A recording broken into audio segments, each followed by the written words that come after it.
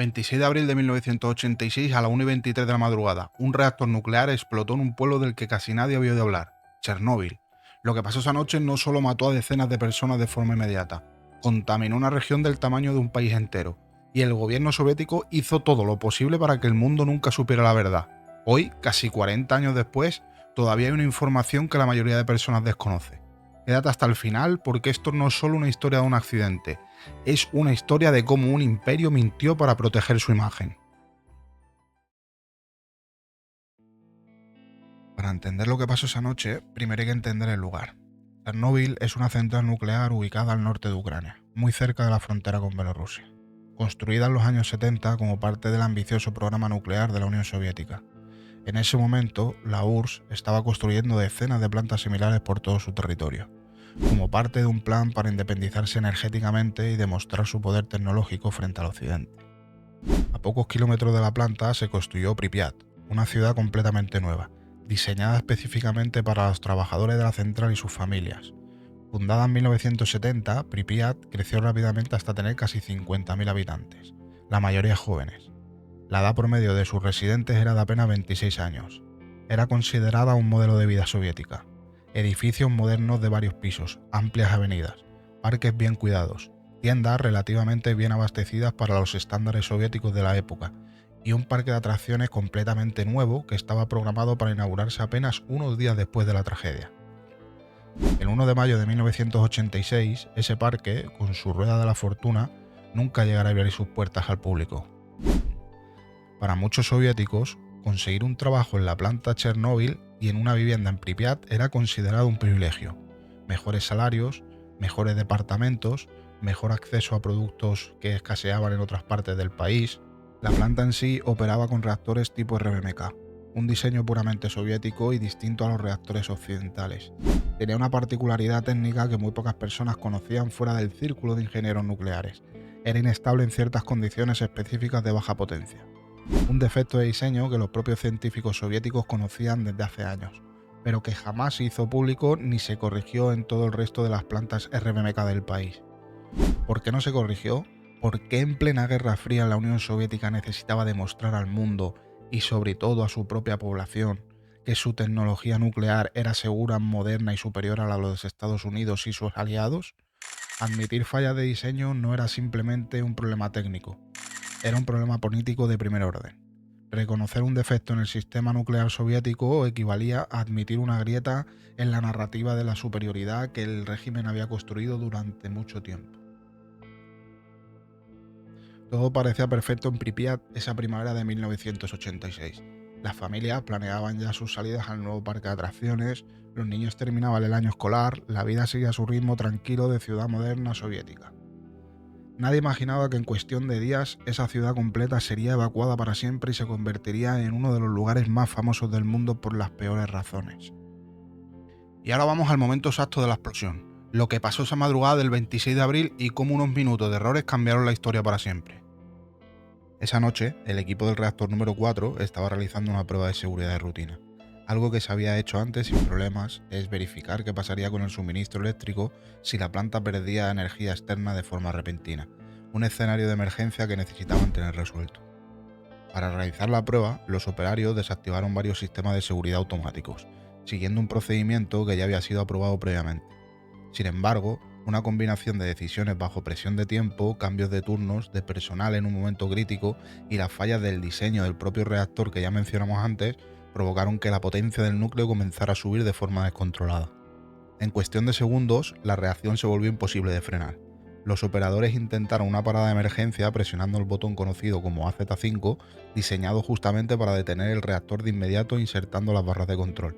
Pero por una falla de diseño que nadie había anticipado del todo, esa misma acción de emergencia terminó acelerando aún más la reacción en lugar de detenerla. A las 1:23 y 24 segundos de la madrugada se produjeron dos explosiones consecutivas. La primera voló literalmente el techo del edificio del reactor de más de 1000 toneladas. La segunda liberó al aire libre una cantidad masiva de material radiactivo. Los científicos calcularían después que la cantidad de radiación liberada equivalía a varias veces la de las bombas atómicas de Hiroshima y Nagasaki juntas, aunque de una naturaleza distinta y dispersada de forma diferente. Los primeros en responder al incendio fueron los bomberos de la propia planta y de la estación de Pripyat. liderados por el teniente Vladimir Pravik. Fueron enviados a combatir las llamas sin que nadie en ese momento les informara con claridad sobre el nivel real de radiación al que estaban expuestos, porque, en parte, ni las propias autoridades de la planta comprendían todavía la magnitud completa de lo ocurrido. Combatieron el fuego durante horas, subiendo incluso al techo del reactor dañado. Y en cuestión de horas, esos bomberos comenzaron a experimentar los primeros síntomas del síndrome de radiación aguda. Vómitos incontrolables, mareos severos, un extraño sabor metálico en la boca y quemaduras en la piel que parecían del sol, pero que en realidad eran producidas por la radiación.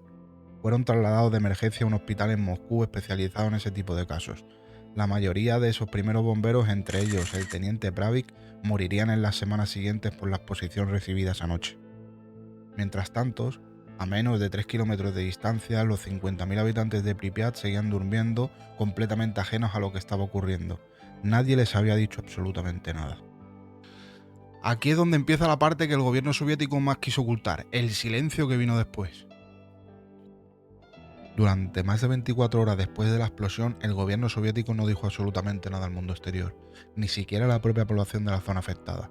Los habitantes de Pripyat continuaron con su vida normal el sábado 26 de abril. Los niños jugaban en las calles. Algunas familias incluso salieron a pescar cerca del río, sin saber que estaban respirando y expuestos a niveles de radiación cientos de veces por encima de lo considerado seguro. La verdad no salió a la luz por una decisión voluntaria de Moscú, sino por un descuido que las autoridades soviéticas no pudieron controlar. 2 días después del accidente, el 28 de abril, estaciones de monitoreo ambiental en Suecia detectaron niveles anormalmente altos de radiación en su propio territorio, transportados por el viento desde el este. Los científicos suecos identificaron rápidamente que el origen debía estar en algún punto de la Unión Soviética.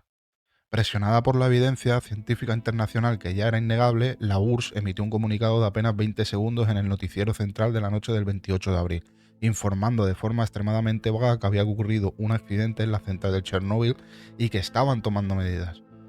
No se mencionó la magnitud real, ni el riesgo para la población, ni la necesidad de evacuación inmediata en zonas cercanas.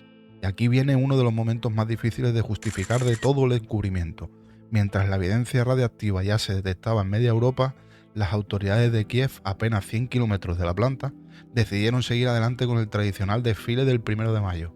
Miles de personas, familias enteras, muchísimos niños, desfilaron por las calles de la ciudad bajo un cielo que ya contenía partículas radiactivas. Mientras las autoridades locales, que probablemente ya conocían al menos parte de la gravedad de la situación, optaron por no cancelar el evento para que no generar pánico ni admitir públicamente la magnitud del desastre antes del importante feriado soviético. La evacuación completa de Pripyat no comenzó hasta 36 horas después de la explosión, el 27 de abril al mediodía. A los más de 50.000 habitantes se les informó que la evacuación sería temporal, de apenas 3 días, así que se les indicó que solamente llevaran lo esencial, documentos, algo de ropa y dinero. Familias enteras dejaron comidas en la mesa, ropa colgada, juguetes de sus hijos, con la idea de que regresarían pronto. Ninguno de ellos volvería jamás a esa ciudad. Y luego vinieron los héroes anónimos, los que pagaron el precio más alto para poder contener el desastre, los liquidadores.